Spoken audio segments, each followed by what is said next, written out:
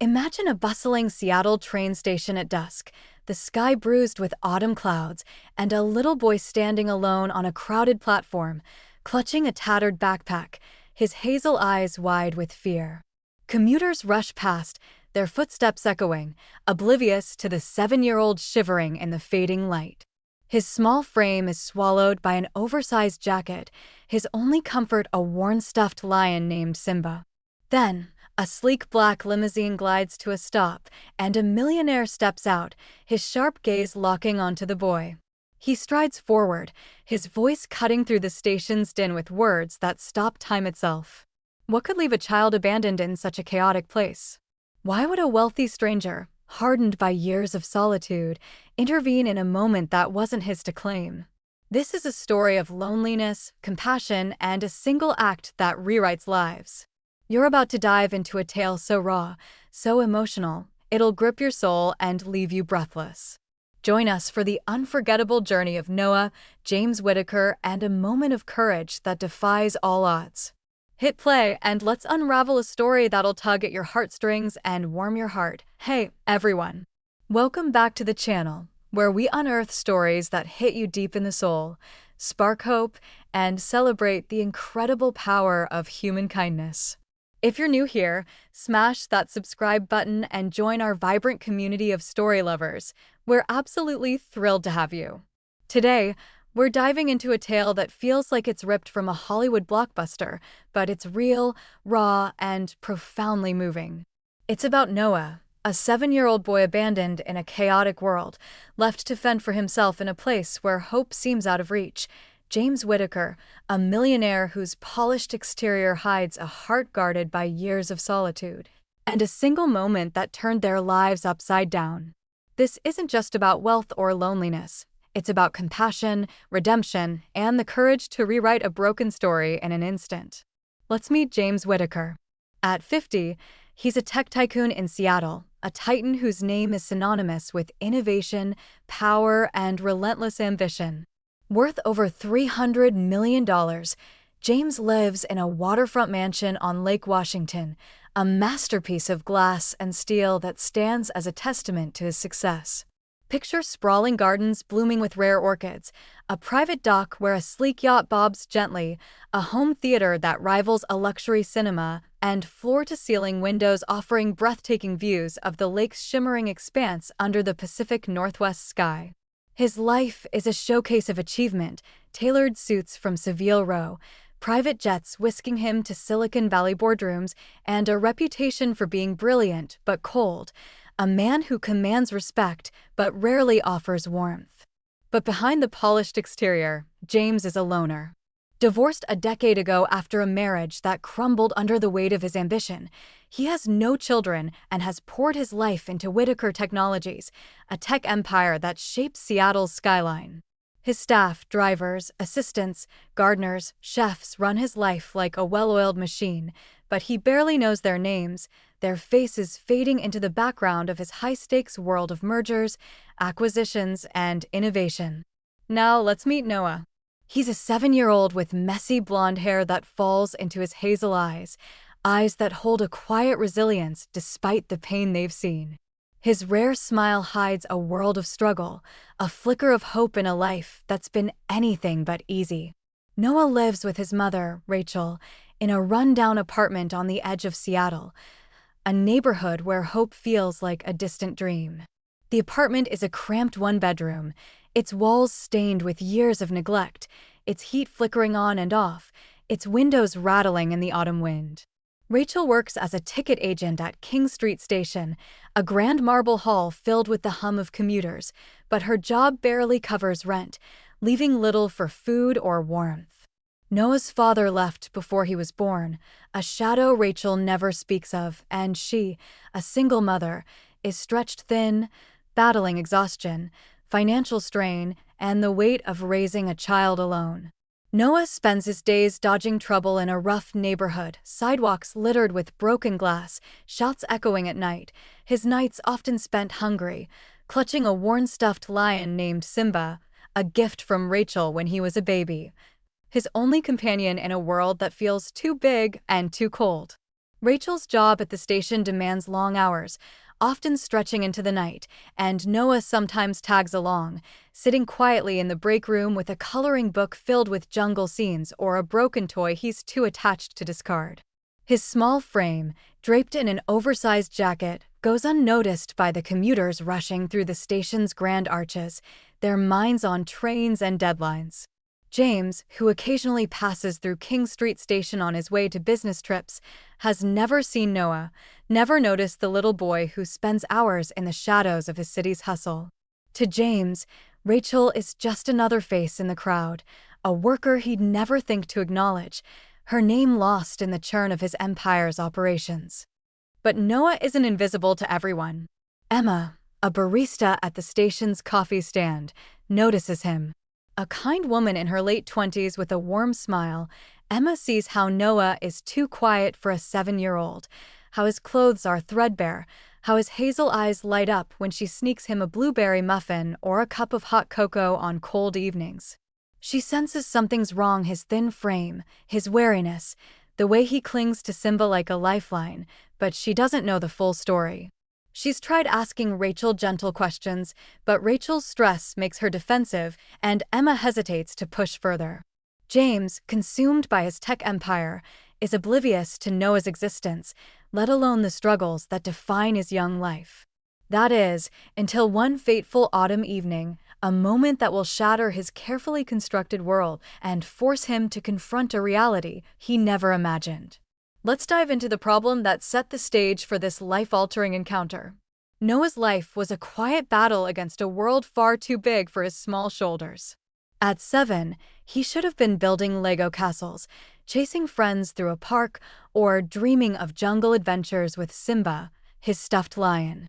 Instead, he was surviving, navigating a life where hunger, fear, and uncertainty were constant companions. Rachel, his mother, was a loving but overwhelmed woman, worn down by her job as a ticket agent at King Street Station and the relentless struggle to make ends meet. Their apartment, a cramped one-bedroom in a rough Seattle neighborhood, was a place of peeling paint, flickering lights, and unpaid bills piling up like a storm waiting to break. The neighborhood was unforgiving. Broken bottles littered the sidewalks, shouts and sirens pierced the night, and Noah learned to stay quiet, to blend into the shadows, to avoid the dangers that lurked around every corner. Hunger was a constant ache, his meals often just a slice of stale bread, a can of watery soup, or whatever Emma, the barista, could slip him at the station: a muffin, a bag of pretzels, a rare treat that made his eyes light up. Rachel's long shifts at the station, often stretching past midnight, meant Noah frequently tagged along, sitting in the break room with Simba, coloring on scrap paper or reading a tattered library book about jungle explorers and brave animals. The station's grand marble halls, with their soaring ceilings and echoing footsteps, were a world apart from their crumbling apartment, but even there, Noah carried the weight of his struggles. Emma took a shine to him, noticing his thin frame, his faded clothes that hung loosely on his small body, the way he'd flinch when Rachel's phone buzzed with calls from creditors or her landlord. She'd sneak him snacks, tell him silly stories about lions ruling the jungle, and try to coax a smile, but she suspected more was wrong. Rachel's stress was mounting, her patience fraying under the pressure of bills, long hours, and the fear of losing their home. Noah was paying the price: neglect, hunger, and nights spent alone in the break room or the apartment, waiting for his mother to return. James, meanwhile, lived in a different universe. His Lake Washington mansion was a fortress of solitude, its sleek glass and steel design a testament to his wealth, but not his warmth. He was a man of discipline, his life a carefully choreographed dance of meetings, deals, and innovation. His divorce a decade ago had left him wary of connection, his heart guarded by the walls of his tech empire. Whitaker Technologies was his legacy, a giant that shaped Seattle's economy with its cutting-edge software and hardware. His staff, dozens of employees across his properties and offices, were cogs in his machine, their personal lives irrelevant to him. When his assistant mentioned issues at King Street Station, staff shortages, overworked employees, complaints about delays, James was detached, his response curt, "Fix it." His mind was on a $200 million partnership with a Silicon Valley firm, not a ticket agent or the boy who tagged along. Noah's existence, Rachel's struggles, none of it registered in his world of boardrooms and private jets. But Noah's situation was growing dire. Rachel's exhaustion led to mistakes at work, misfiled tickets, missed shifts, putting her job at risk. The pressure of an eviction notice, coupled with constant calls from creditors, pushed her to the edge. She loved Noah fiercely, but her desperation was overwhelming, clouding her judgment. One evening, after a heated fight with her landlord over unpaid rent, she made a heart-wrenching decision. Unable to cope and believing she had no other choice, she left Noah on the station's platform, promising, "Stay here, I'll be back soon." She planned to return after sorting out the eviction crisis, but hours passed and Noah, alone with Simba and his tattered backpack, stood shivering in the cold, his heart heavy with confusion and fear. The breaking point came on a chilly autumn evening, the station buzzing with commuters under the glow of its grand chandeliers. Rachel, distraught and unable to see a way forward, left Noah on the platform with a hurried, "Stay here, I'll be back," her voice trembling with guilt. Noah, confused and scared, waited as the crowd thinned, the platform growing quieter, the night growing colder. His small hands gripped Simba tightly, his hazel eyes scanning the faces of strangers, hoping to see his mother's. James, fresh off a business trip from San Francisco, stepped out of his limousine at King Street Station to catch a late train back to his office. His eyes caught a small figure alone on the platform, clutching a stuffed lion, looking lost in the sea of movement. He strode over, his polished shoes clicking on the marble, and said, "Kid, where's your family?" His voice was sharp, a mix of instinct and concern, but his heart raced at the sight of Noah, abandoned and trembling in the fading light. James didn't know Noah, didn't know his story, but the image of a child alone in the station hit him like a tidal wave, stirring something deep within his guarded heart. Who was this boy and how had he been left behind?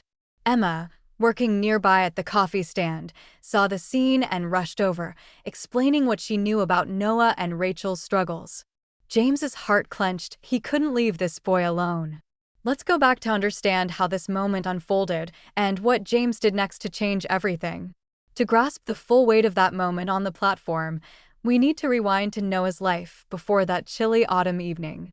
He was born to Rachel, a single mother who poured every ounce of her love into him despite their hardships. Rachel had been a dreamer in her youth, studying art in college, sketching vibrant scenes of Seattle's Puget Sound and dreaming of a gallery show. But life had other plans. Noah's father, a fleeting presence, left before he was born, leaving Rachel to raise her son alone in a rough Seattle neighborhood. She took the ticket agent job at King Street Station, a grand hub of marble and glass, working grueling hours to keep a roof over their heads. Their apartment was a cramped one-bedroom, its walls stained with years of neglect, its heat unreliable, its windows rattling in the wind. Noah grew up with Simba, his stuffed lion, a gift from Rachel when he was a baby, his constant companion through nights of hunger, cold, and fear. Noah was a quiet kid, his hazel eyes bright with a curiosity that life hadn't yet extinguished.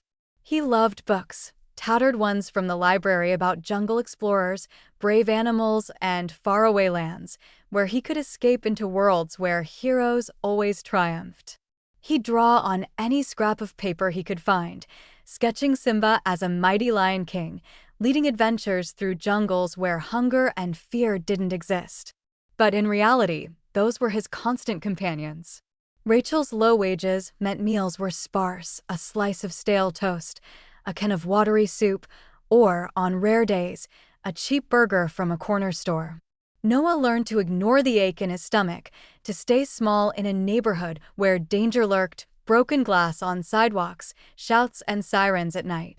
He'd learned to avoid trouble, to keep his head down, to blend into the shadows to stay safe.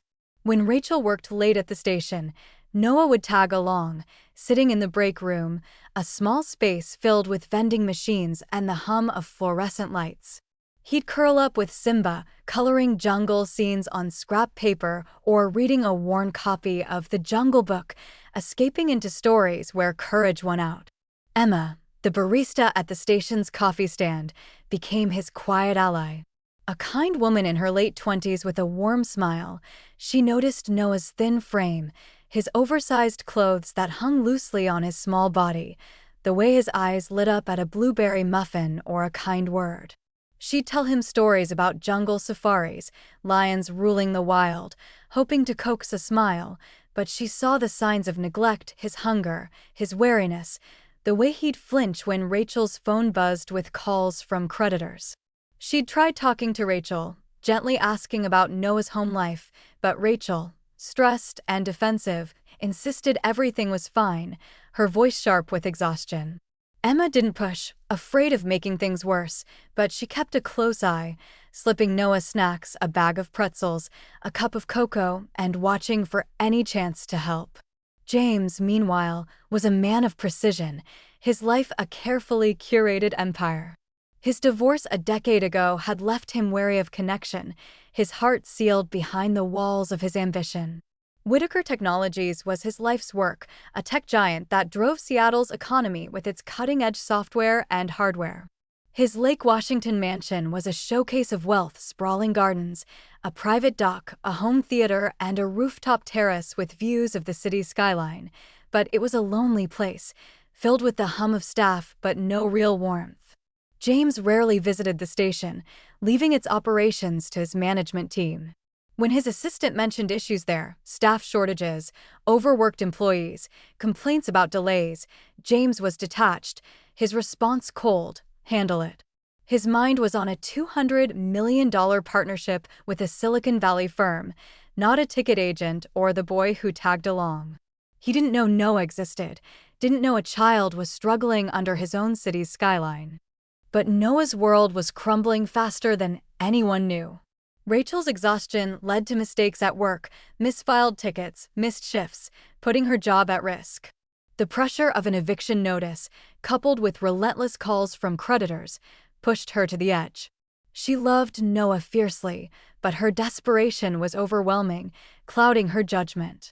One evening, after a heated fight with her landlord over unpaid rent, she made a heart-wrenching decision. Unable to cope and believing she had no other choice, she left Noah on the station's platform, promising, "Stay here, I'll be back soon," her voice trembling with guilt.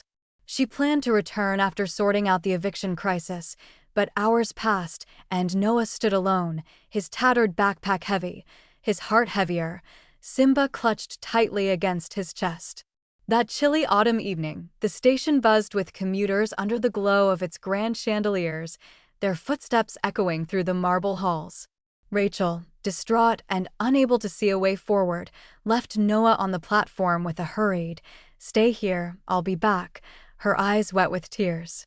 Noah, confused and scared, waited as the crowd thinned, the platform growing quieter, the night growing colder. His small hands gripped Simba, his hazel eyes scanning the faces of strangers, hoping to see his mother's. James, fresh off a business trip from San Francisco, stepped out of his limousine at King Street Station to catch a late train back to his office. His eyes caught a small figure alone on the platform, clutching a stuffed lion, looking lost in the sea of movement. He strode over, his polished shoes clicking on the marble, and said, "Kid, where's your family?"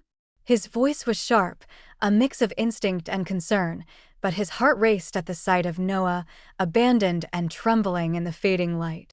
Emma, working nearby at the coffee stand, saw the scene and rushed over, explaining what she knew about Noah and Rachel's struggles, her long hours, the financial strain, the signs of neglect. James's heart clenched. He didn't know this boy, but he couldn't leave him alone in the station. He acted swiftly, calling a social worker to ensure Noah's safety that night, arranging for him to be taken to a warm, safe foster home. He tracked down Rachel, who broke down, admitting her desperation and guilt. James, torn between anger and pity, offered to fund her housing and counseling to stabilize her life, but insisted Noah's safety come first, non-negotiable.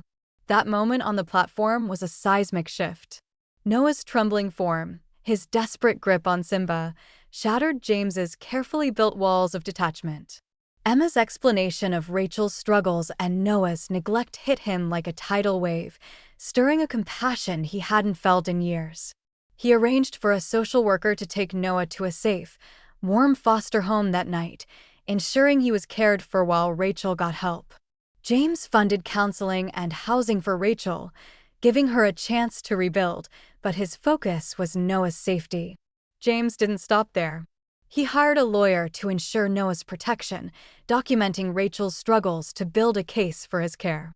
He visited Noah in foster care, bringing books about jungle explorers and a new sketchpad, learning his love for stories and drawing.